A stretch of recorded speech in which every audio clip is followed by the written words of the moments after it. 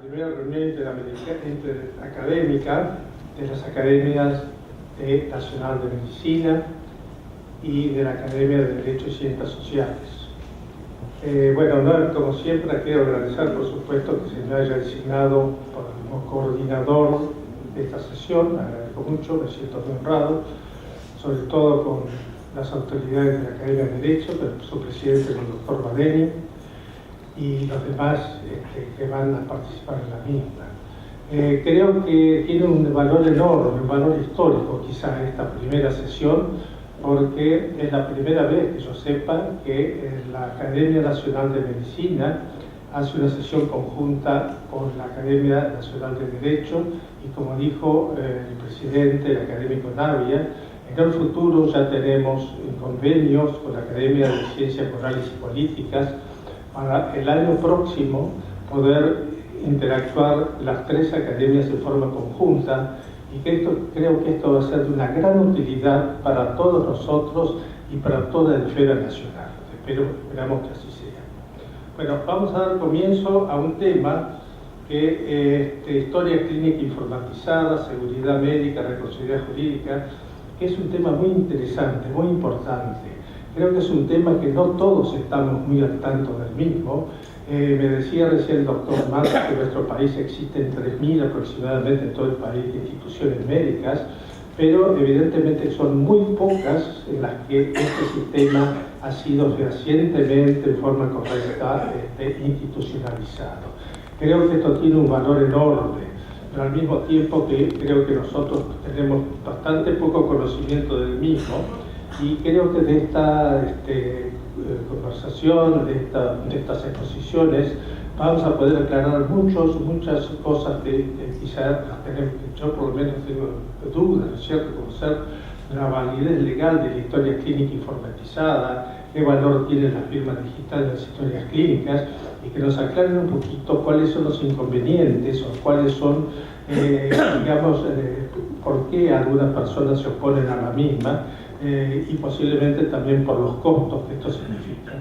Dado el tiempo, yo creo que ya tenemos que comenzar esta sesión y le vamos a pedir al académico, al doctor Alberto Bueres, que inicie su exposición. Quiero aclararles que el doctor Bueres es abogado y doctor en jurisprudencia, es profesor titular de Derecho Civil de la UBA, vicedecano de la Facultad de Derecho de la UBA y consejero de la Facultad de Derecho, miembro del Instituto de Derecho Civil en la Academia de Derecho y Ciencias Sociales.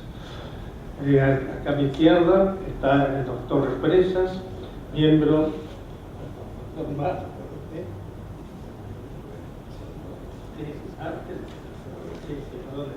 Ya me lo había dicho.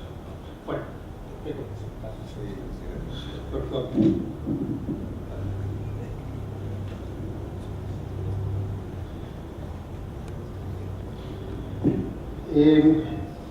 Es un poco difícil tomar este tema cuando se entra directamente en un área multidisciplinaria como es esta. Yo mientras escuchaba las demás exposiciones pensaba cómo encarar el tema inicialmente, y me pareció que hay un buen concepto que se puede usar para arrancar con el tema de historia clínica, que es un concepto que se definió en sociología hace ya unos 20 años más o menos. Lo definieron dos sociólogos, Jeffrey Bowker y Susan Lee Starr, que hablaban de objetos limítrofes. Objetos limítrofes son construcciones, a veces físicas, a veces abstractas, que se suponen tienen suficiente entidad como para que en un plano general se las identifique como objetos únicos, pero que luego cada comunidad de uso las adapta de tal manera que terminan siendo muy diferentes entre sí. Entonces son finalmente objetos de comunicación. La historia clínica es un típico objeto limítrofe. Porque si uno la enfoca desde el lado jurídico, uno empieza a hacer fuerte énfasis en la autoría, en la validez, en la inviolabilidad, en toda una serie de conceptos que son importantísimos cuando uno los enfoca desde esa dimensión.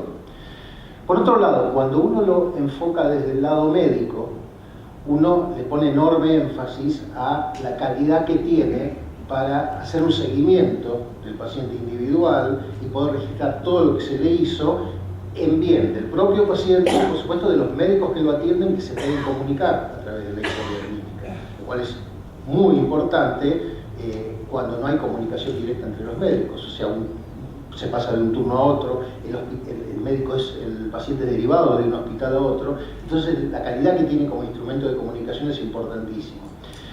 Si uno va a un tercer nivel o a una tercera dimensión, uno tiene todo el área de investigación, epidemiología, donde la historia clínica es vista como una fuente de datos, ya no de pacientes individuales, sino de poblaciones. O sea, lo que se busca extraer es información para poder hacer estadística. Entonces, si uno empieza, bueno, y desde el punto de vista informático, es un ejercicio apasionante para los que se han metido en esto desde las ciencias de la computación, porque de lo que se trata es de encontrar un modelo básico de historia clínica que todos sabemos no existe.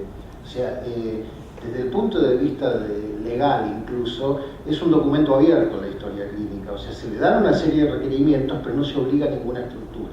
Entonces, para los informáticos es un enorme desafío ver cómo se arma, cómo se genera una arquitectura de una historia clínica, de modo tal que sirva a todos los personajes involucrados.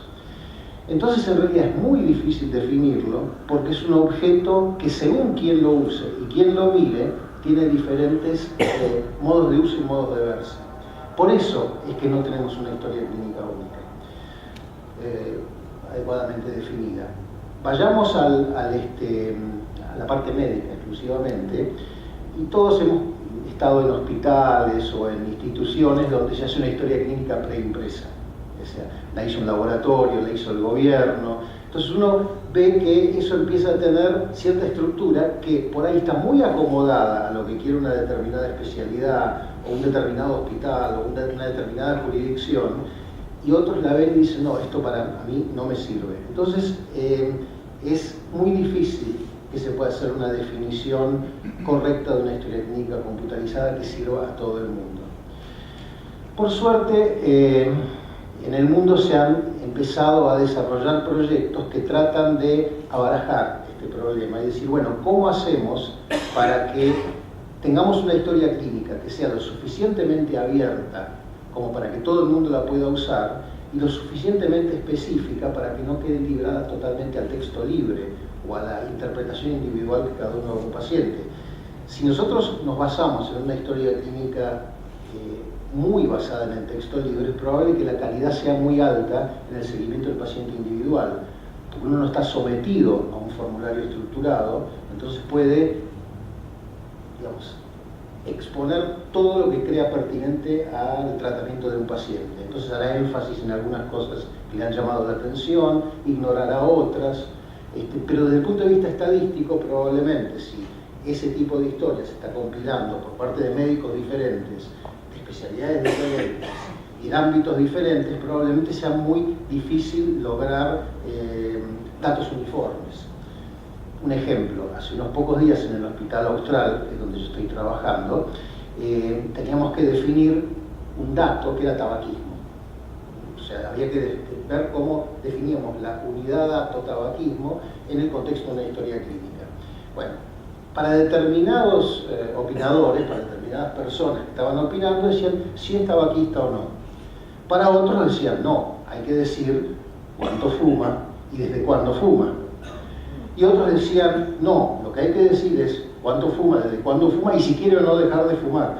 Entonces, según el área donde miráramos, la cantidad de datos era mayor o menor. Y lo que a unos les parecía un exceso, a otros les parecía una falta. Hay doctrina en este momento, desde el punto de vista informático, que nos dice, bueno, lo que hay que hacer es construir la historia desde el dato hacia arriba, o sea, definir presión arterial como compuesta de una serie de variables, tabaquismo como una serie de variables, y ensamblar cada uno de esos pequeños datos a la manera de un Lego, mis ladrillos, mis ladrillos de viejo, e ir armando una historia clínica de modo tal que uno pueda generar diferentes formularios según la especialidad o según el área de competencia, pero el dato sea siempre el mismo. Y dentro de ese dato, algunos son obligatorios y otros son optativos. O sea, probablemente si yo estoy en un área de urgencia o en un área de catastro, o sea, donde yo estoy haciendo una evaluación general de los pacientes, probablemente el tabaquismo, yo diga, bueno, me interesa saber si fuma o no y cuánto fuma, no si quiere dejarlo, pero lo importante es que yo tome siempre el dato de la misma manera y que la discusión se restrinja a cuán granular soy.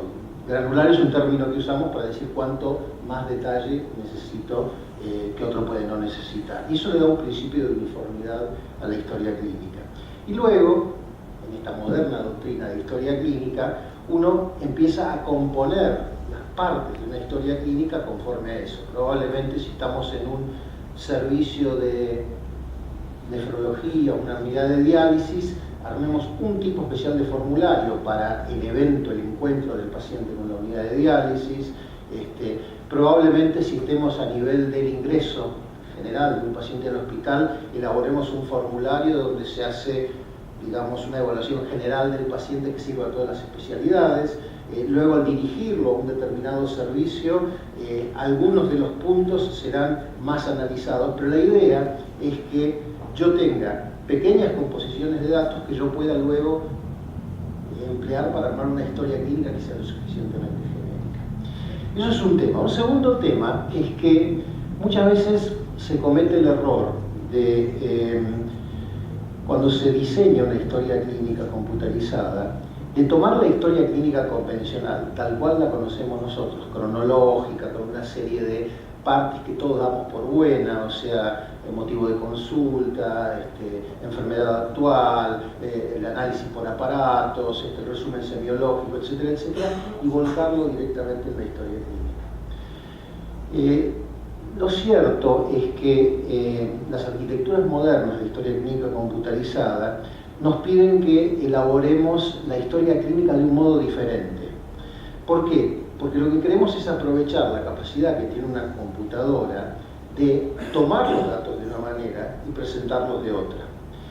Hoy día hay bastante consenso en el ambiente de informática médica en cuanto a que el modelo ideal de historia clínica es el viejo modelo de la década del 70 de la historia clínica orientada al problema. Esto es muy interesante, muchos de ustedes seguramente conocen ese tipo de historia clínica, que está basada en el concepto de que cuando un paciente llega a la consulta, llega con un motivo de consulta que generalmente se define como un problema que requiere la atención por parte del hospital o del sanatorio o del consultorio. Que ese problema puede ser un signo, un síntoma, un síndrome, un diagnóstico completo, simplemente un motivo de consulta, me vengo a vacunar o no puedo vivir en la casa que vivo. O sea, el concepto de problema en medicina es un concepto mucho más amplio que el de diagnóstico, síntoma, signo, síndrome, pero que los involucra. Entonces, lo que pide la historia clínica orientada al problema, así es como se propone informatizar una historia clínica, es que yo empiece definiendo los problemas del paciente y que para cada paciente que yo veo, yo defina una serie de atributos que en realidad se reducen a 4, que es los aspectos subjetivos del problema, o sea, lo que nos refiere el paciente en cuanto al problema que lo afecta, los aspectos objetivos, que es lo que puede documentar el médico mediante su examen o los métodos complementarios. El paciente tiene un soplo o tiene un determinado resultado en un análisis de laboratorio, a eso se lo llama objetivo. Una evaluación del problema que tiene ese paciente, que generalmente implica llevarlo a algo que se aproxime a un diagnóstico, digamos. O sea, yo estoy evaluando qué entidad nosológica puede tener ese paciente, puede estar afectando a ese paciente, y algunas cosas complementarias como el grado de riesgo de vida que tenga, etcétera, etcétera. Eso es la evaluación. Y luego el plan, o sea, frente a ese problema, ¿qué es lo que pretendo hacer con ese paciente? Plan de estudios, un plan de tratamiento, etcétera, etcétera. Entonces, de esa manera se compone la historia clínica orientada al problema, que es muy diferente a la cronológica. Ahora, Si uno va a los aspectos legales o jurídicos de la historia clínica, no está violando ningún principio de los que se prescriben para la buena conformación de una historia clínica. El ingreso de datos sigue siendo estructurado, sigue siendo conforme a una secuencialidad, tiene temporalidad, tiene un autor. Lo que cambia es la manera en que se recoge el dato, la manera en que se define la estructura.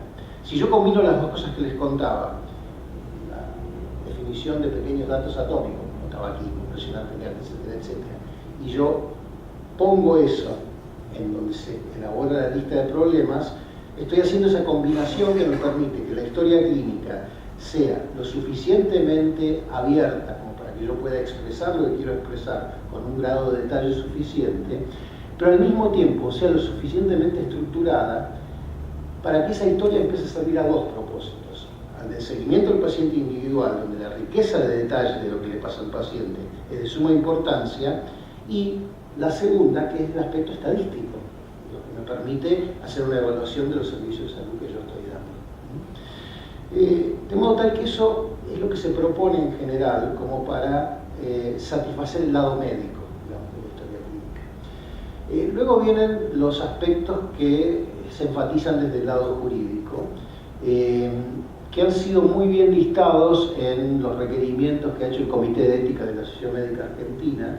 Son 8 criterios en cuanto a qué debe tener una historia clínica para ser válida desde el punto de vista legal.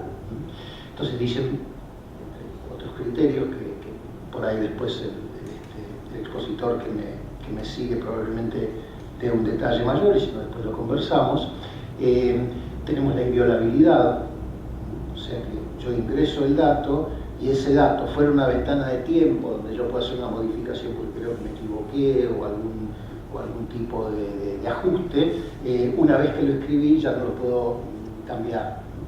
La autoría, que el sistema garantice que la identidad de la persona que hizo el asiento en la historia, digamos, sea tal, que la persona que dice hacer el asiento realmente sea el que lo está haciendo. Y así una serie de criterios, por ejemplo, capacidad de ser transferida, que es algo que no se ve habitualmente en los sistemas de historia clínica que uno ve en el país, que es que yo guarde la historia clínica en mi sistema informático, pero que la historia clínica pueda ser transferida a otro sistema informático. Eso es tremendamente importante porque hay desde muchos sectores de la medicina quienes dicen que la historia clínica como instrumento de comunicación entre médicos ha fracasado. La gente no presta atención a la historia clínica por una serie de eventos sociales o políticos que han hecho decaer el valor de la historia clínica. A veces los aspectos legales y el miedo que generan los médicos, que son muy restringidos a la hora de escribir determinadas cosas, los aspectos comerciales de la medicina que hacen que uno adapte determinadas denominaciones a lo que se espera que un financiador pueda leer para que eso encaje en el sistema por el cual él paga, y así toda una serie de cosas. La propia presión a la cual están sometidos los médicos, que hace que en muchos casos sean muy amarretes a la hora de escribir en la historia, o sea, que no hagan más que notas muy cortas, y eso ha hecho que fracase. Si a esto sumamos que a veces cuando diseñamos un sistema informático lo diseñamos como fuertemente local y después no podemos exportar esa información a otros sistemas, tenemos la negación de lo que es uno de los principios fundamentales de la historia computarizada, la capacidad de transferencia. De modo tal que hacer una historia clínica computarizada es un desafío muy, muy complicado, y el hecho de que, como decía el doctor, tengamos tan pocas historias clínicas computarizadas en el país y en el mundo, o sea, siempre se habla de la cantidad de informatización que tienen países del primer mundo como Estados Unidos o países centrales de ese tipo, y en realidad el grado de informatización clínico, médico, es tremendamente bajo, aún en esos hospitales centrales. Por ahí no parece, porque nosotros lo que en general vemos son hospitales académicos, hospitales de alto nivel, pero por ahí no vemos hospitales rurales o los pequeños hospitales de los barrios de Estados Unidos o de Gran Bretaña, o sea, vemos los hospitales que brillan, y en general son hospitales que tienen alta calidad médica y vienen acompañados de alta calidad informática. Así que el grado de informatización estoy muy baja, porque la bestia con la cual hay que lidiar es una cosa extremadamente complicada. O sea, tenemos que adaptarnos a muchos requerimientos diferentes. ¿Qué pasa desde el punto de vista, y voy a ser muy breve en esto porque no soy experto en los aspectos legales o jurídicos, no soy abogado, nosotros tampoco tenemos una legislación demasiado clara en la Argentina. O sea, lo que podemos decir sobre historias clínicas computarizadas está repartido en una serie de leyes, que en algunos casos nos generan algunos problemas. La única ley donde se hizo referencia estricta a la historia clínica computarizada a nivel nacional fue la Ley de Derechos del Paciente y del Médico, que es una ley que tiene un artículo específico que habla sobre la historia clínica, pero dice una serie de pautas generales. La inviolabilidad, la capacidad de ser transferida, la temporalidad, etcétera, etcétera, pero nada dice acerca de la estructura, o sea, no da instrucciones de cómo implementarla. Su reglamentación tampoco lo hace, de modo tal que lo único que hace es reconocer la existencia y validez de un registro médico computarizado, pero se queda ahí, no dice mucho más. La provincia de Buenos Aires hace poco promulgó una ley relativa a la obligatoriedad de la historia clínica computarizada única por paciente a nivel de la provincia de Buenos Aires, pero también es muy cortita en el sentido que da una serie de pautas generales de qué se debe esperar de la historia clínica, pero no abunda en detalle. Y luego empezamos a tener algunos aspectos que ya nos complican la situación. Por ejemplo, siempre se habla de la validez del registro médico computarizado en términos de la firma. Y eso aparentemente quedó resuelto, se sostenía que quedó resuelto con la promulgación de la Ley de Firma Digital, que en uno de sus artículos define, a propósito de la firma digital, qué es un documento digital. O sea, no lo define en gran detalle, pero los juristas que han, escrito sobre el tema, finalmente han, logrado un consenso en cuanto a que el documento digital es lo que todos intuitivamente conocemos como documento digital. O sea, una serie de bits y bytes que puestos en una computadora nos permiten reproducir un texto. Ahora bien, esa ley de firma digital que aparentemente habilitaría a la historia clínica como una variante de documento digital, nos plantea algunos problemas que tienen que ver con la integridad de la historia clínica. O sea, supuestamente una historia clínica, para ser válida, tiene que abarcar toda la información del paciente. Y ahí empiezan a aparecer algunos pequeños detalles que nos han generado algunos problemas desde el lado de los que implementamos historias clínicas computarizadas. Por ejemplo, la ley de firma digital excluye explícitamente de la capacidad de ser firmado digitalmente a los documentos, y perdonen que use una jerga jurídica que no domino, lo que llaman actos personalísimos, uno de los cuales es el consentimiento informado, que es parte integral de la historia clínica. El consentimiento informado no puede ser firmado electrónicamente, tiene que ser manuscrito, etcétera, etcétera. Lo mismo pasa con las directivas anticipadas, que es otra cosa que hay que documentar en una historia clínica. Merced a otra ley, algo parecido pasa con los trasplantes. Entonces, eso como que ahí empezamos a ver el problema de la multidimensionalidad del problema. Si uno lo enfoca desde el punto de vista informático, firmar digitalmente una historia clínica de manera tal que no pueda ser repudiada, que no pueda ser alterada, que respete la cronología, no es un problema. O sea, es más, podemos dar más garantías que las que podría dar una historia clínica sobre papel. Con el simple trámite de arrancar la hoja y reemplazarla por otra, con el debido cuidado, podía lograr esa violación. En informática, si se dan los mecanismos correctos de auditoría, es muy difícil hacer eso. Tanto es así que si yo tratara de alterar un registro que está firmado digitalmente, por el método que se utiliza para firmar electrónicamente un documento, en el momento que yo lo altero, pierde validez la firma. O sea, es extremadamente seguro el sistema. Ahora, si yo lo enfoco desde el punto de vista jurídico, que me está diciendo no podés firmar digitalmente un consentimiento informado, empiezo a tener esos problemas dimensionales. O sea que lo que venía bien por un lado, encuentra una barrera por el otro. No estoy abriendo juicio, de hecho no podría, sobre si es razonable o no que un consentimiento informado no pueda ser firmado digitalmente, pero sí es un problema desde el punto de vista de la composición de la historia clínica. Siguiendo en ese camino empezamos a encontrar otros aspectos jurídicos, otros aspectos legales que también nos complican un poco la vida. Por ejemplo, en la ley de ejercicio de la medicina hay un artículo que habla sobre las recetas, sobre las indicaciones y recetas que se hacen a los pacientes para que adquieran medicamentos. Hay un artículo específico dentro de la ley de ejercicio profesional de medicina que nos dice que esas recetas deben ser manuscritas y firmadas de puño y letra, lo cual también genera un problema. Ahora, es un problema curioso porque, como me han dicho muchas personas del ambiente jurídico, que los hechos van por delante de las leyes, y que finalmente esto, que mucha gente pide que se cambie ese articulado para que se pueda salvar este problema, ya está empezando a hacer eso. O sea, hay muchos hospitales que están generando recetas preimpresas, que a veces las mandan a farmacias para que el paciente pueda ir a retirar los medicamentos y que luego mandan copias. O sea, se empiezan a encontrar, digamos, atajos para que ese problema sea cierto. Ahora, no resulta fácil arreglar este tipo de problemas por una serie de factores que hacen más complejo todavía el problema. Por ejemplo, muchos colegas vinculados a esta profesión, a la informática médica, se han acercado al Congreso para ver si se lograba alguna modificación en estas leyes que nos hiciera el camino más fácil.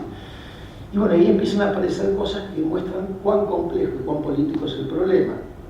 Cuando se habló concretamente de modificar el artículo que obligaba a que las recetas sean manuscritas, lo que decían los legisladores es no podemos abrir a debate esa ley porque la abrimos para cambiar ese artículo y queda abierta para que se la cambie totalmente y queremos evitar eso. O sea, empiezan a ser problemas que uno desde lo técnico, uno finalmente, yo lo soy por lo menos un técnico, nos llaman mucho la atención. Pero todas esas tienden a ser barreras que tienen que ver con choque de jurisdicciones. O sea, lo que se puede arreglar desde un punto de vista queda desarrollado desde otro punto de vista. Y todo esto decorado por el factor que es muy difícil lograr un modelo único de historia clínica que satisfaga a todas las dimensiones que tiene que satisfacer. Pero me gustaría repetir, porque esto es importante, que desde el punto de vista informático, que es finalmente quien tiene que proveer la solución. O sea, hay mucha gente involucrada en todo este problema, pero hay un lugar por donde se empieza. Acá está claro cuál es el huevo y cuál es la gallina. Evidentemente, la primera solución al tema de la informatización de las historias clínicas tiene que venir desde la informática, que tiene que elaborar un modelo de datos, un modelo para implementarlas, que permita satisfacer todos los requerimientos que son extrainformáticos, cuidar la salud del paciente, permitir estadísticas, garantizar que se cumplan los aspectos legales, todo lo cual es mucho más importante que la informática. La informática es tan solo un vehículo, pero viene desde allí. Ahora, lo cierto es que esos modelos ya existen, y son los que yo les comentaba hoy un poco más temprano. Lo que se necesita claramente, por lo menos a juicio de la asociación que yo represento, yo estoy aquí hablando por la Asociación Argentina de Informática Médica, que es una asociación muy chiquita, casi como que nos da vergüenza venir a hablar acá frente a instituciones de la trayectoria de las dos academias que nos convocan. Tenemos claro que hay un modelo y tenemos claro que hay una necesidad política de lograr convencer a la población general de que ese modelo es el adecuado. Y finalmente es muy difícil que una historia clínica informatizada pueda crecer por oposición. Hay un factor, digamos, yo les comentaba hoy más temprano que la historia clínica computarizada debe ser principalmente un instrumento de comunicación. O sea, tiene que servir para que los datos de un paciente sean recibidos por otro médico en tiempo y forma y de manera adecuadamente estructurada. Hay un fenómeno, también tomado de la sociología, que se llama de externalidades de red, que es que determinados productos de la economía adquieren valor en tanto los use mucha gente. O sea que su valor no es estrictamente intrínseco, no valen por sí mismos, valen por lo difundido que están. El ejemplo que siempre usan los sociólogos para esto es el fax. O sea, si a mí vienen hace 20, 30 años atrás y me ofrecían el primer fax del planeta, me decían, esto es bárbaro, vas a poder mandarle mensajes a otra gente. Y me decía, bueno, ¿quién más lo tiene? Nadie. Bueno, es inútil. O sea, el fax tiene un valor que hace que persista hoy día como mecanismo de comunicación, pese a lo primitivo que nos parece, que es que lo tiene todo el mundo. Entonces, una manera de tener una historia clínica computarizada, adecuadamente difundida, aceptada por todo el mundo, que tenga valor agregado, es que la tenga mucha gente. Entonces es muy importante que en el planeamiento de una política para informatizar las historias clínicas de una región, de un país en este caso, es que se convenza a todas las partes involucradas y se haga un movimiento que implique que la posesión de las historias clínicas inmediatamente habilite la comunicación. Para esto hay entidades, también a nivel internacional, que han estandarizado los métodos de comunicación entre historias clínicas. Si aceptamos, como yo dije al principio, que es probable que en distintas instituciones la estructura general de la historia clínica sea diferente porque atienden diferentes requerimientos, yo tengo que tener una manera de extraer esos datos unitarios, el hecho que el paciente está vaquista, el hecho que es hipertenso, el hecho que tiene una lista determinada de problemas, y poder transferirlos a otra historia clínica de alguna manera que podríamos definir sin las tapas, digamos, sin la estructura burocrática de la historia clínica y solamente transferir la información. O sea, los títulos, subtítulos, la manera que la organizo, la manera que la titulo, cómo la coloreo, es irrelevante. Lo que es relevante es la información. Entonces existen lo que se llama protocolos de comunicación interaplicaciones, es un término técnico, es decir, protocolos que sirven para que se comuniquen dos softwares diferentes casi sin intervención humana. La intervención es decir, envíe esta historia o envíe parte de esta historia. Y esos protocolos lo que hacen es estructurar mensajes. Si ustedes miran un correo electrónico, van a ver que todo correo electrónico tiene una serie de datos muy estructurados. Quién lo envía, a quién va, cuál es el tema, a quién se le envía copia, a quién se le envía copia oculta. Todos los que trabajan en correo electrónico habrán visto eso. Bueno, un protocolo de comunicación entre el sistema de historia clínica es como un correo electrónico muy grande y muy estructurado, donde uno tiene como variantes de mensajes de correo para cada caso específico. Por ejemplo, si yo quiero transferir una observación, por ejemplo un resultado de laboratorio, de un sistema a otro, yo tengo dentro de esos protocolos mensajes especiales para transferir resultados de laboratorio. Entonces, lo que quiere decir es, si yo pongo de un lado, sistema del hospital A, un mecanismo que hable ese protocolo, y pongo del otro lado, en el hospital B, un mecanismo que entienda ese protocolo, yo podría habilitar a que se envíen total o parcialmente pedazos de historia clínica a otro lado. Un requerimiento fundamental de las historias clínicas computarizadas es lo que llamamos en la jerga informática interoperabilidad.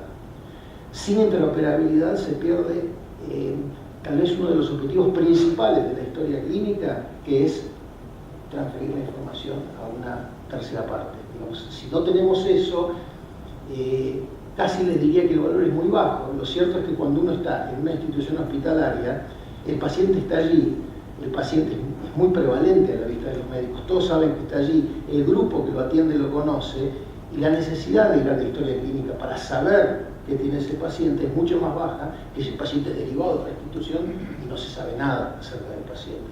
Entonces, el requerimiento de interoperabilidad es absolutamente importante.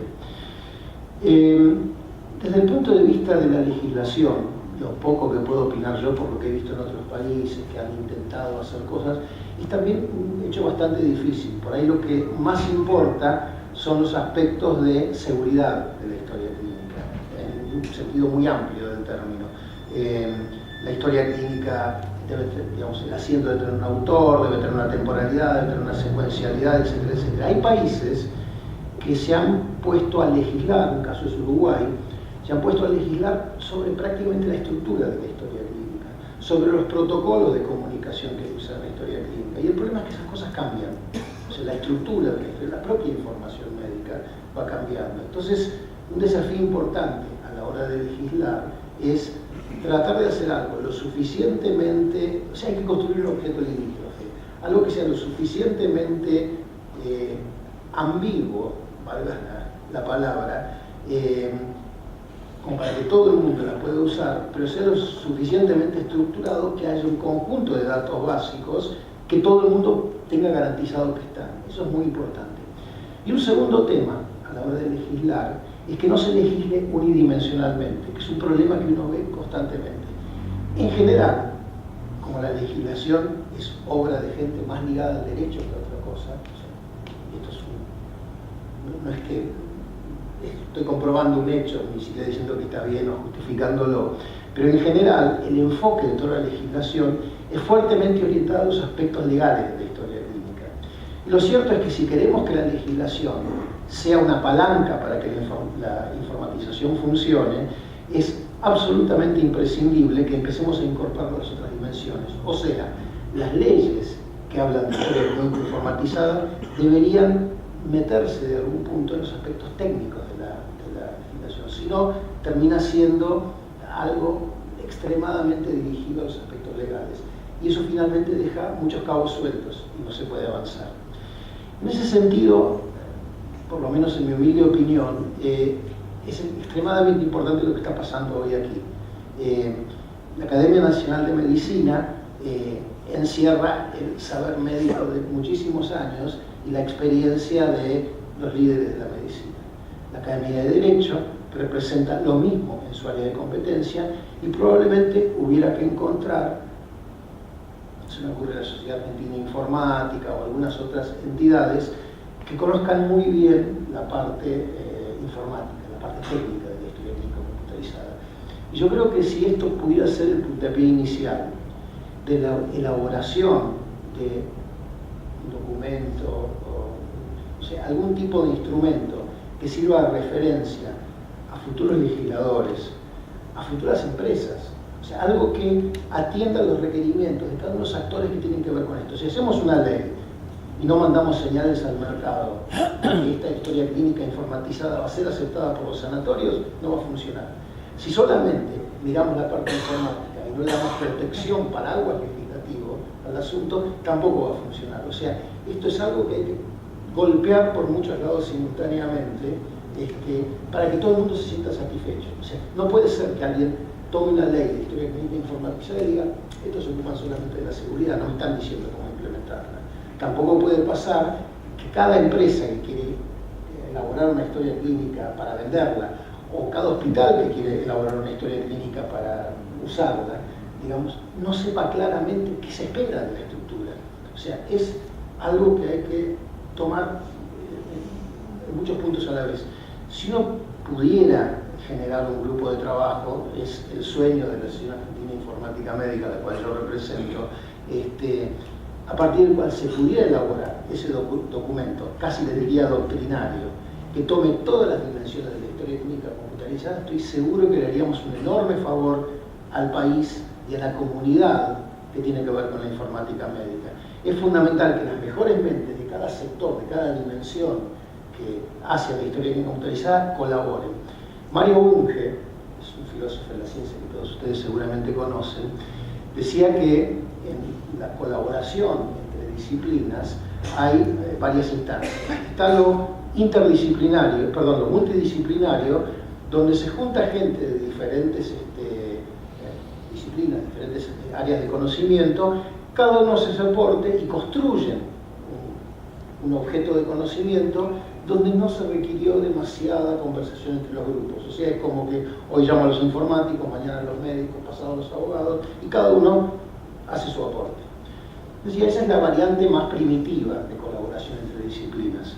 Luego decía, está lo interdisciplinario, donde hay lo que llaman en sociología fertilización cruzada, digamos, ¿no? Los informáticos les explican a los médicos cuál es la mejor manera de que se pueda recuperar rápidamente la información, y los médicos piensan cómo se podría reformular la historia clínica para que ese objetivo sea satisfecho. Si ustedes conocen la historia clínica orientada al problema, que seguramente todos la conocen, ese es el típico caso. La historia clínica orientada al problema es alguien con mentalidad informática que hizo una reforma de la historia clínica tal cual la conocemos para aprovechar lo que la informática nos da. Y finalmente, decía Bunge, está lo transdisciplinario, que parte de la base que cuando dos disciplinas convergen y se dedican a un área de conocimiento, ocurre lo que llaman conocimientos emergentes. O sea, de la suma de los conocimientos aparecen conocimientos nuevos. ¿Qué son los conocimientos nuevos? Bueno, en este caso, los protocolos de comunicación. Son consensos, no son cosas que se descubren, que están ahí y solamente necesitan un descubridor. Son ponernos de acuerdo sobre maneras de hacer cosas. En lo transdisciplinario hay que saber mucho de informática, hay que saber mucho de medicina, hay que saber mucho de derecho, y en general todos tienen que compartir ese conocimiento. Entonces es fundamental que, puestos a trabajar en eso, los médicos aprendamos de los informáticos y de los abogados, que los abogados aprendan de los... porque si no el diálogo no es posible.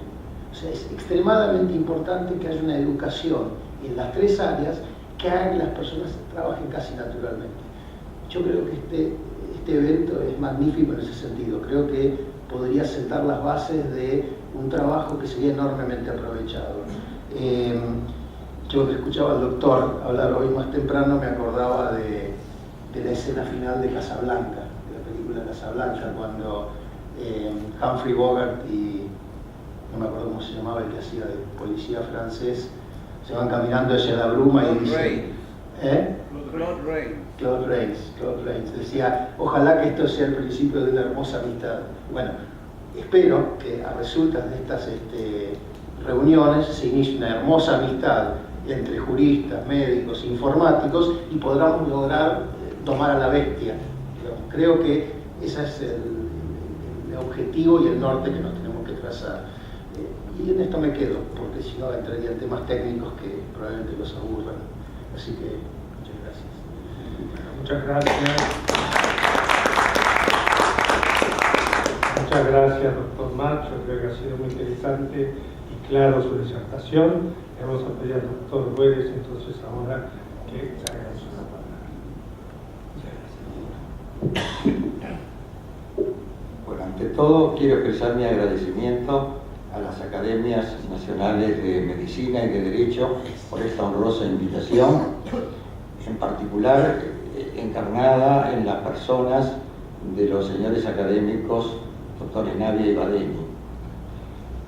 También quería manifestarles que en esta primera presentación del tema, que me han encomendado que efectúe unas digresiones generales a propósito de la responsabilidad de los profesionales, principios generales que luego tienen que aplicarse a las distintas infracciones que puedan cometerse, tanto en materia de historia clínica como en la infinita gama de supuestos de ilicitudes que puedan ocasionarse. Voy a reemplazar al académico doctor Félix Alberto Trillo Represas, quien anteayer o el día sábado ha sido intervenido quirúrgicamente de un problema del cual se está recuperando satisfactoriamente, ¿no? Para felicidad de todos. Bueno, y luego teníamos yo un rol en el grupo de comentaristas del panel, que en todo caso contribuiré también. Exactamente. Bien, en esta inteligencia, las generalidades a propósito de la responsabilidad de los profesionales, y en este caso particular de los profesionales del arte de curar o de la medicina, son muy copiosas. Simplemente en esta media hora que se me ha asignado voy a limitarme a algunos problemas esenciales y esbozarlos sucintamente. Ante todo, es importante desentrañar la naturaleza de la responsabilidad que asume el médico, si es contractual o es extracontractual. En Francia, hasta 1936, los tribunales, de forma unánime, propiciaron la responsabilidad extracontractual de los médicos, siguiendo criterios antiguos que venían del derecho romano, con fundamento en un texto que es similar al artículo del Código Civil argentino, es un artículo 1109 que consagra el principio de la culpa aquiliana, la culpa extracontractual. Fue recién a partir de un divulgado precedente del 20 de mayo de 1936 de la Corte de Casación francesa en que esos tribunales, los tribunales de ese país o de ese lugar, se volcaron masivamente en pro de la teoría contractualista. La responsabilidad de los médicos es contractual, cuando menos como directiva básica, como directiva general. Podrían existir algunos supuestos residuales de excepción en que este supuesto jurídico se encasillara en las normas de la llamada responsabilidad extracontractual o aquiliana.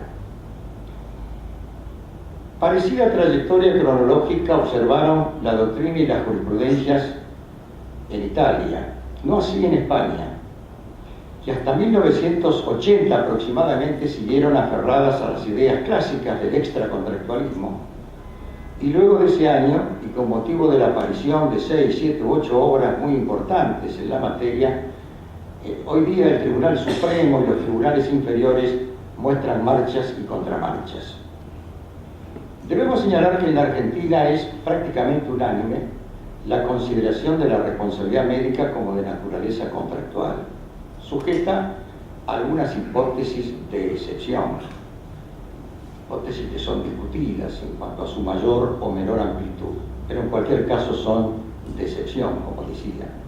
Hubo una disidencia de un célebre tratadista y académico en el sentido de propiciar la teoría del extracontractualismo, que fue la postura del doctor Guillermo Borda, fallecido hace algunos años, y que prácticamente no ha tenido mayor eco en su obra y en estos momentos ha sido abandonada, por lo menos de esa manera lineal como fue presentada. No voy a suministrar, dadas las características del auditorium y los límites del tiempo, los argumentos para fundar las teorías contractualistas, pero sí diré que es muy importante, tanto para pacientes como para médicos como para abogados, encasillar en una u otra órbita de responsabilidad esta fatispeche, esta figura jurídica, este supuesto jurídico, porque existen diferencias normativas en el Código Civil en la regulación de estos regímenes. Por ejemplo, la responsabilidad extracontractual es más extensa que la responsabilidad contractual. Y a la vez, y esto es fundamental, la acción para pedir una reparación por acto ilícito extracontractual tiene un plazo de prescripción de 2 años, artículo 4037 del Código Civil. En tanto que la pretensión para solicitar una reparación por incumplimiento contractual prescribe a los 10 años. Es decir, aquí hay un tema de certeza jurídica para ambas partes. Es más, esto se conceptualizó quizá en exceso, hasta tal punto que los tribunales contenciosos administrativos del gobierno de la Ciudad de Buenos Aires habían sostenido una tercera teoría cuando se demandaba a los hospitales públicos del gobierno de la Ciudad de Buenos Aires. También ha ocurrido en la Suprema Corte de la provincia de Buenos Aires. Y 2 magistrados sostuvieron que la prescripción tenía un plazo de 5 años, 10 años, 5 años y 2 años. Luego un fallo plenario, felizmente, de ese tribunal ha puesto las cosas en su quicio y ha establecido que el plazo de prescripción de la acción para demandar a los médicos, siendo de naturaleza contractual básicamente, es en principio de 10 años. Las excepciones, por supuesto, tendrán un plazo de 2 años. Bien, con este encasillamiento vamos a efectuar algunas ligaciones sobre la culpa en general, la culpa profesional, que en definitiva no existe una culpa profesional, como veremos, sino que es una versión de la culpa común, de la culpa corriente, ¿no? Los juristas bizantinos, los del tercer periodo del derecho romano, los juristas de Justiniano, inspirados por los padres de la Iglesia y por la filosofía greco-helenista, consideraron que la culpa era el único fundamento de la responsabilidad, el único factor de atribución de responsabilidad. No había otra responsabilidad que no fuese por culpa.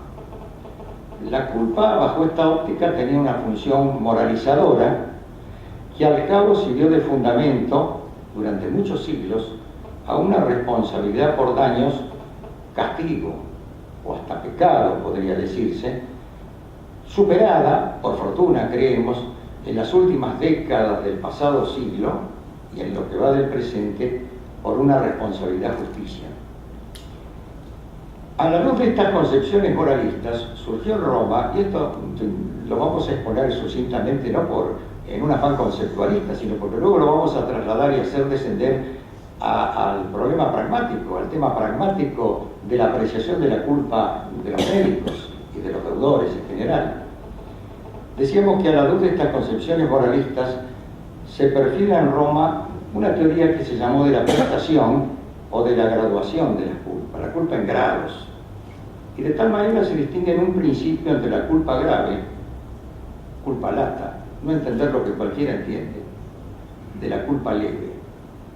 Esta última, la culpa leve, a su vez podía ser apreciada en abstracto, no observar los cuidados propios de un buen padre de familia, o bien en concreto, la omisión de los cuidados que cada deudor pone en sus propios negocios. La culpa levísima, que había sido mencionada en el Digesto, la obra de Justiniano, en realidad fue divulgada más adelante por los glosadores y en la Edad Media, y consistía en los cuidados propios de un muy buen padre de familia, un super padre de familia, diríamos, figuradamente. Durante la Edad Media se crearon más categorías de culpa, clasificaciones pentapartitas, hexapartitas de culpa, que al final de cuentas recondujeron a la doctrina a reducir este exceso doctrinal innecesario y muy poco fructífero, y en principio se habló de culpa grave y culpa leve. Y luego ya, bajo esta óptica reductora, en los prolegómenos de sanción del Código Civil francés, que es de 1804, uno de sus redactores dijo que esta teoría de la división de la culpa en grados, aunque es ingeniosa, a la postre va a resultar inútil, puesto que el juez va a decidir la cuestión sometida a su conocimiento de acuerdo a las circunstancias particulares de cada caso concreto. Y este es el criterio que recogió Dalmacio Vélez Arfield, que es el codificador argentino, el redactor del Código Civil argentino, como lo expresa en la nota a un artículo clave que vamos a mencionar, que es el que perfila la culpa, un artículo 512. En correspondencia con ello, cabe señalar que en el derecho argentino fue abandonada esta teoría de la graduación o prestación de la culpa como elemento de individualización de dicho elemento subjetivo de la culpa. Las minúsculas excepciones que hay en el Código, porque las hay, en las cuales se alude a la culpa grave o la culpa leve en concreto, son excepciones que no pueden oscurecer la contundencia de la regla general. Tan solo ponen en evidencia que el codificador argentino, 1860 y tantos, no pudo independizarse totalmente de la fuerte percusión de las ideas que venían desde el siglo XI y desde antes, ¿no? Los autores del derecho común, el derecho romano, los autores del derecho común, del mismo modo que los redactores del Código Civil francés, que adoptaron un criterio análogo al que ha propiciado nuestro codificador, tampoco pudieron independizarse de esa división de la culpa en grados. Hay un texto que mencionamos que es el artículo 512 que perfila la culpa y que dice que la culpa del deudor en el cumplimiento de la obligación consiste en la omisión de las diligencias que exigiere la naturaleza de la obligación y que correspondiesen a las circunstancias de las personas, del tiempo y del lugar. Este es un texto de redacción aparentemente propia del codificador, no tuvo una fuente concreta, puede ser algún texto doctrinal, que fue muy elogiado en general, incluso por autores extranjeros. Se ha llegado a decir que, un autor italiano, que esta norma era una de las más afortunadas del mundo en tema de la culpa. Posee algunas deficiencias que no vamos a analizar, pero sí diremos que el empleo de la palabra diligencias debería ser correctamente reemplazado, como lo hacen los proyectos de reforma que se hicieron al Código Civil, en su mayoría, por el vocablo diligencia en singular, porque diligencias quiere decir trámites, tramitaciones, en tanto que diligencia en singular tiene un significado técnico, es equivalente a cuidados, es lo opuesto a negligencia. Bien, el Código Español y el Código de Perú, para citar un código latinoamericano, han sido inspirados por el Código Civil argentino en esta materia y han corregido los defectos. Debemos señalar que, a la vista de ello, el juez, de entrada, frente a una hipótesis concreta, particular, digamos, apreciará la conducta del deudor como obró un determinado deudor, en concreto, teniendo en cuenta esas pautas del artículo 512, la naturaleza de la obligación y las circunstancias de las personas, del tiempo y del lugar. Y luego, con esos elementos concretos, imaginará un patrón abstracto, un tipo de comparación flexible, circunstancial, específico, que ha de representar la conducta ideal que debió obrar ese deudor en la emergencia. Y de la confrontación entre el actuar real y el actuar debido, este último idealmente imaginado, el juez llegará a la conclusión acerca de si hubo culpa o si dicho elemento subjetivo, no la culpa, no se configuró. Como ustedes pueden apreciar, en materia de individualización o apreciación de la culpa, el Código Civil ha adoptado un sistema mixto, subjetivo-objetivo, concreto-abstracto o tornasolado, como también se ha dicho. En el análisis de la conducta obrada por el deudor, y sobre todo tratándose de responsabilidades profesionales en general, de los médicos, de los abogados, etcétera, etcétera, por lo menos para la opinión absolutamente dominante, han de tenerse en cuenta las llamadas circunstancias personales, subjetivas o internas de dicho deudor: inteligencia, habilidad, prestigio, títulos científicos, antecedentes y hasta contracción al trabajo. Esto resulta para el derecho argentino de otro precepto que se complementa con ese de la definición de la culpa, etcétera, etcétera, que es un artículo 902, que dice que cuanto mayor sea el deber de obrar con prudencia y pleno conocimiento de las cosas, mayor será la obligación que resulte de las consecuencias posibles de los hechos. Así, por ejemplo, un célebre jurista, profesor de la Universidad de Córdoba, que fue presidente de la Corte Suprema de Justicia en tiempos de Arturo Frondizi, de la presidencia de Arturo Frondizi, Alfredo Orgaz, decía que la diligencia que se exige, que debe exigirse a un médico que es especialista, es mayor que la que se requiere de un médico que no es especialista, de un médico común. Pero aquella, la primera, será la normal, la típica para todos los especialistas del ramo, de la misma categoría por lo menos. Bien, en el siglo XIX, la doctrina francesa, a veces también alguna doctrina italiana, pero sobre todo la doctrina francesa, entendieron que la culpa médica, la culpa profesional, era distinta de la culpa común, de la culpa corriente. Se aducía, entre otras razones, y a propósito de los médicos, que la medicina no era una ciencia exacta, o que era un arte, o que tenía algo de arte, y que ello concedía al facultativo una libertad para actuar con una dosis acusada de personalismo insusceptible de ser captada por el profano.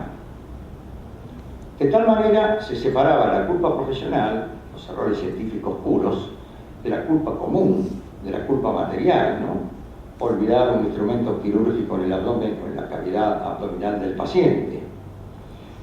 Y al hilo se sostenía que los tribunales civiles, los jueces, debían permanecer ajenos al juzgamiento de las conductas profesionales puras.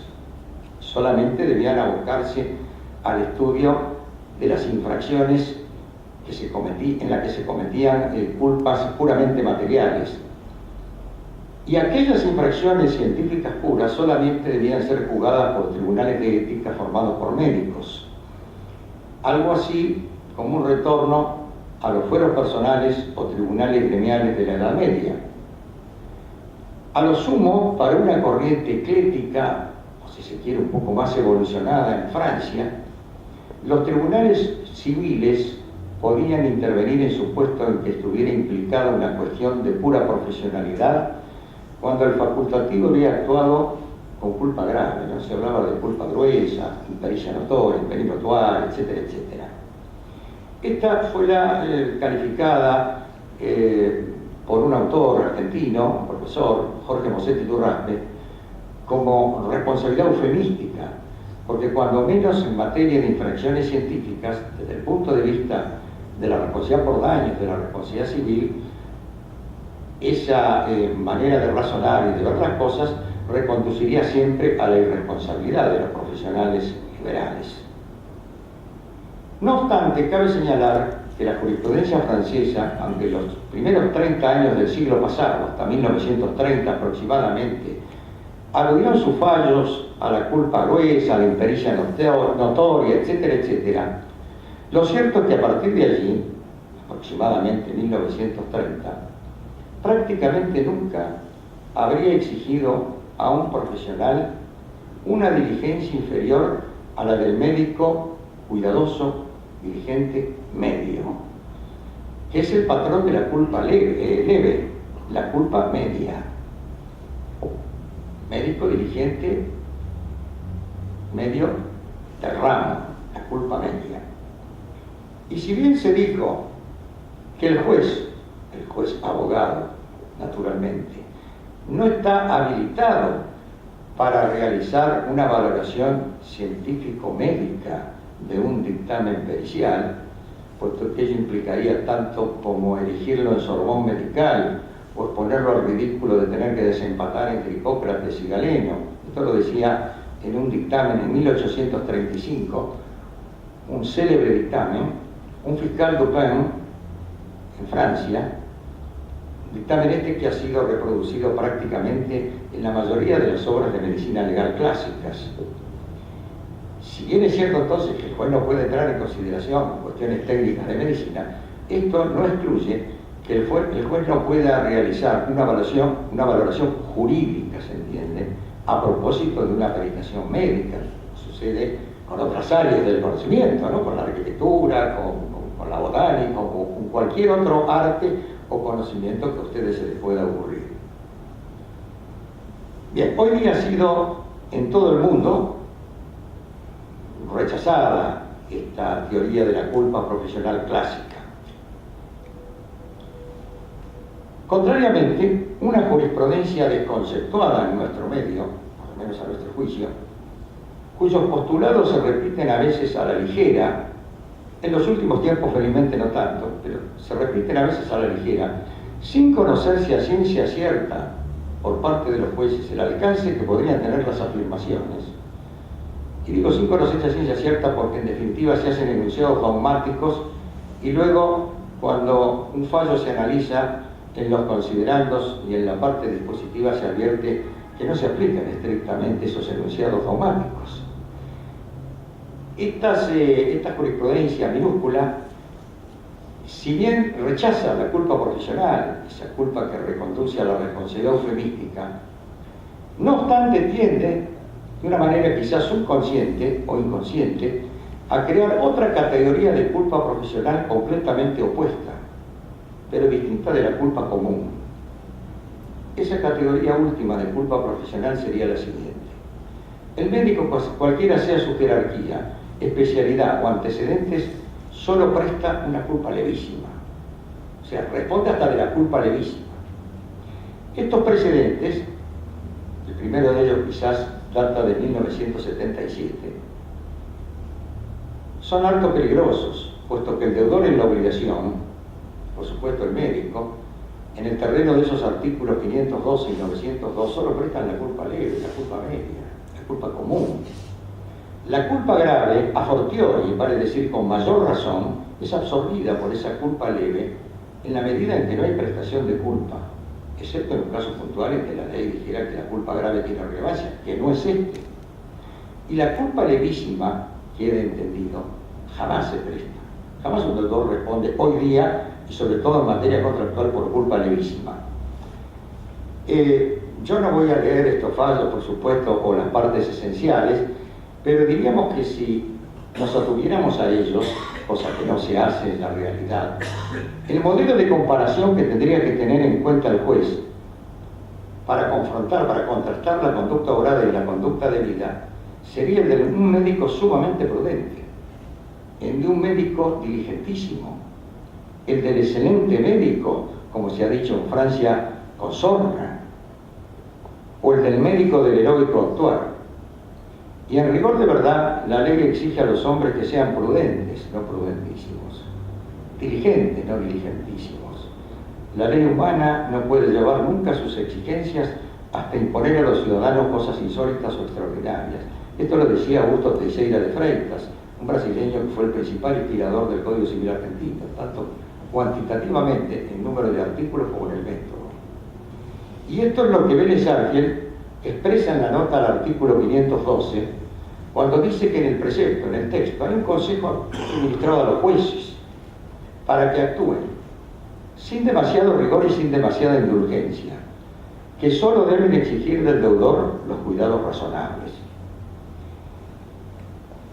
En nuestro país se hicieron entre 1989 y 1991 4 congresos o jornadas en las que se trató el tema y prácticamente todos los autores, especialistas en la materia, llegaron a un punto de convergencia sobre la base de cuanto expresábamos. Manucci estaba presente, Trío Represa también, toda la doctrina, y se llegó a una fórmula, se propuso una fórmula en estos congresos que es la siguiente. La culpa profesional es la culpa común o corriente emanada en lo esencial del contenido de los artículos 512 y 902 del Código Civil. El tipo de comparación, que tendrá en cuenta el juez, será el de un profesional diligente, prudente, que corresponda a la categoría o clase en la que quepa encuadrar la conducta del deudor en cada caso concreto. El médico común, el médico especialista. El médico es un gran especialista. Es decir, esto idealmente el juez lo puede categorizar, ¿no?, a base de esa actividad axiológica, de esa actividad valorativa que se requiere de los jueces. Todos ustedes saben, médicos y abogados, por más que esto quizás sea un tema de abogados, un tema bastante complicado, por cierto, aunque a veces parece baladí, pero todos ustedes saben que el médico asume una obligación de medios, puesto que no promete curación o sanación, como dicen los españoles, alivio, mejoría, sino que promete tan solo realizar un apropiado y consciente tratamiento o intervención quirúrgica, ¿no? Esta clasificación se opone a otra, de las obligaciones de medios se opone a otra categoría que son las obligaciones de resultado, en las cuales se afianza un objetivo determinado, un resultado, cosa que no puede hacer el médico o el abogado, porque nunca pueden asegurar el resultado o que el objetivo último se cumpla. Sí empeñan la diligencia, el cuidado, la prudencia para llegar a un objetivo determinado que no se afianza. Bueno, mucho podríamos decir de esto, pero bueno, no interesa ni a esta, a esta jornada, diríamos así, ni menos a un auditorio médico. Bueno, todo lo que ustedes quisieran plantear o preguntar podríamos después conversarlo. Pero sí diremos que en origen, y aunque hoy día se ha demostrado que no es así, esta clasificación se utilizó para marcar el régimen de la prueba de la culpa. Se ha dicho que en las obligaciones de medios, el acreedor, el paciente en este caso, que actúa en juicio, debe probar la culpa del médico demandado. En tanto, en una obligación de resultado, probado el incumplimiento, la culpa se presume o se descarta y el demandado, no son los casos de los médicos naturalmente, solamente puede eximirse de responsabilidad probando una causa ajena, el caso fortuito, rompiendo el nexo causal.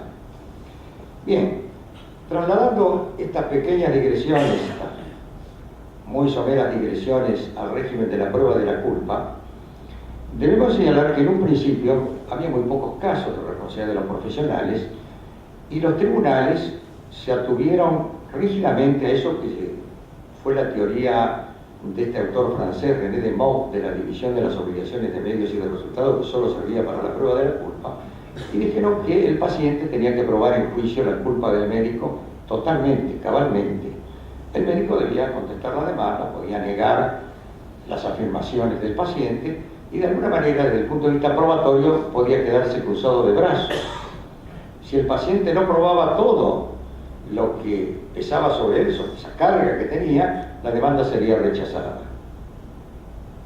Esta inercia fue sacudida por este autor que mencionamos, Jorge Mosset Iturraspe, en 1979, cuando expresó que, probado el daño por el paciente, incumbía al médico demostrar que no le era imputable. Incluso este autor no admitía ni siquiera en apariencia, cosa que después, digamos, rectifica, la posibilidad del médico de exculparse, de probar la no culpa, con lo cual estaba consagrando una absurda reflexión objetiva para el médico, como sería para el abogado, inaceptable. Unos años después, en 1986, Ricardo Lorenzetti, actual presidente de la Corte Suprema de Justicia, en su tesis doctoral sobre responsabilidad de los médicos, que fue dirigida precisamente por Mosset Iturraspe, parte de la misma premisa. Probado el daño, se presume la culpa del médico, se presume iuris tantum, de una manera interina. Pero, bajo esta concepción, se le permite al médico probar útilmente su falta de culpa. Que obró bien, que obró correctamente. Esto es responsabilidad subjetiva, o sea, reflexión por culpa, no objetiva, subjetiva, con inversión de la carga probatoria. Estas teorías de Lorenzetti y de Mosset Iturraspe, a pesar del prestigio de los autores, que las propiciaron naturalmente, no tuvieron mayor repercusión en la doctrina y en la jurisprudencia, aunque alertaron a todos los juristas que estaban apegados a esa teoría rígida de René de Meaux a balancear sus ideas hacia un punto de equilibrio, hacia un punto de inflexión, manteniendo las premisas básicas. El onus probandi, la carga de la prueba, incumbe en principio al paciente, al actor, por el tipo de obligación de que se trata, pero reestructurándolas. Y de esta manera, en esos congresos y otros más que se celebraron, también se llegó a un acuerdo unánime, con la sola disidencia de Ricardo Lorenzetti, precisamente, que mantuvo su criterio. Y la fórmula fue esta: cuando la responsabilidad se funda en la culpa, esta en principio debe ser probada por el actor, por el paciente en este caso, sin perjuicio de que el juez tenga en cuenta en esta materia, muy particularmente, la incidencia de las presunciones judiciales, las presunciones hominis, las presunciones del hombre. Y en última instancia, y queden claro que con carácter excepcional, podrá aplicar el juez la llamada teoría de la carga probatoria dinámica. Es una teoría procesal, con arreglo a la cual el juez puede poner en cabeza de cualquiera de las dos partes la demostración de un hecho, la carga de probar ese hecho, porque está en mejores condiciones para realizarlo. Este sería un plexo entonces dinámico que no resigna el punto de partida. El onus probandi incumbe al actor, incumbe al paciente, pero que, digamos, lo realiza de una manera más dinámica, lo complejiza de una manera más dinámica. Bueno, en fin, voy terminando, doctor, tiene la mención de marcarme la hora. Hubo un proyecto de reforma que invertía la carga de la prueba de los médicos y de los abogados. En 1987 lo vetó el presidente Menem, no por esto, sino por un conjunto de cosas, bien o mal, porque había otras cosas, el tema de la convertibilidad.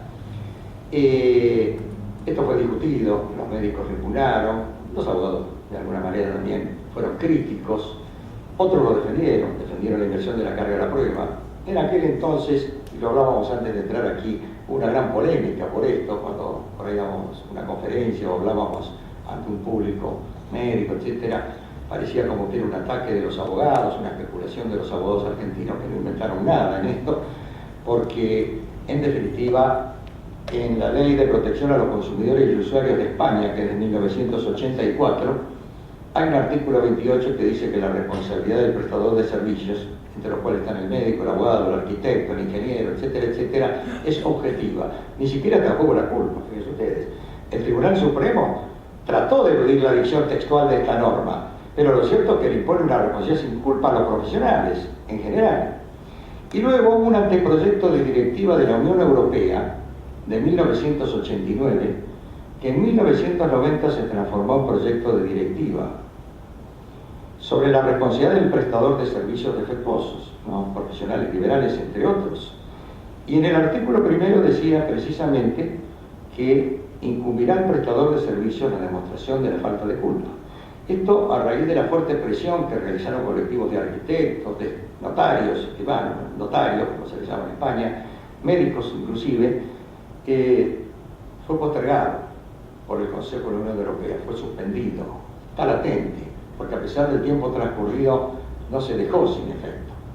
Si esto se reavivara y se llegara a aplicar, más allá de su justicia o injusticia, habría que discutirlo esto, ello implicaría tanto como que todos los Estados miembros de la Unión Europea deberían incluir en sus códigos o normas especiales una norma invirtiendo la carga de la prueba de la culpa. Nosotros creemos que el régimen como está hasta ahora y como lo han manipulado, como lo han manejado, conducido los jueces argentinos, en consonancia con lo que es la doctrina y la jurisprudencia latinoamericana, italiana, francesa y española mayoritarias, ha sido correcto, que es ese enunciado de todos los autores. Simplemente, y termino con esto, doctor, perdóneme, le voy a leer dos artículos de un proyecto de código de 2012 en el cual han participado 100 personas, nosotros hemos participado. Bueno, el proyecto, la conducción fundamental del proyecto está a cargo de Ricardo Lorenzetti.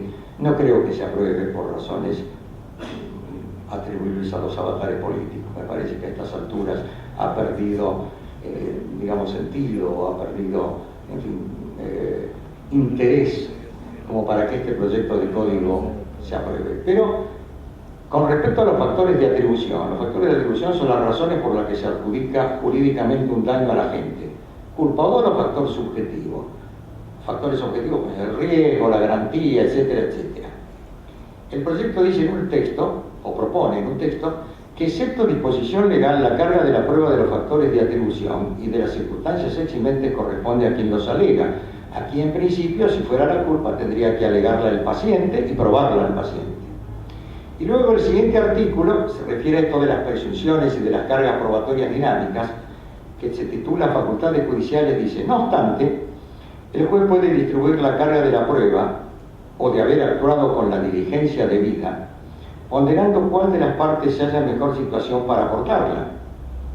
Si el juez lo considera pertinente durante el proceso, comunicará a las partes que aplicará este criterio, de modo de permitir a los litigantes ofrecer y producir los elementos de convicción que hagan a su defensa. Por ejemplo, si el médico no acompañara la historia clínica, esto podría generar una presunción en su contra, o si se le requiere que un cirujano, jefe de un equipo, que mencione el nombre y la identidad de uno de los auxiliares o de los ayudantes que colaboraron con él en el acto quirúrgico y no lo hace deliberadamente, pues podría cargarle en ese caso la presunción de responsabilidad que él tendría que desvirtuar luego. Pero también en este proyecto, que no sabemos si va a aprobarse o no, y parecería que no se va a aprobar, rigen estos principios y la carga de la prueba entonces estaría en cabeza del paciente. Bueno, hay muchos temas para discutir o hablar, pero ahora los panelistas hablarán, se referirán a la historia clínica y a otros temas, y luego podremos conversar sobre todo lo que ustedes quieran y yo pueda modestamente ser útil para contestarles. Muchas gracias.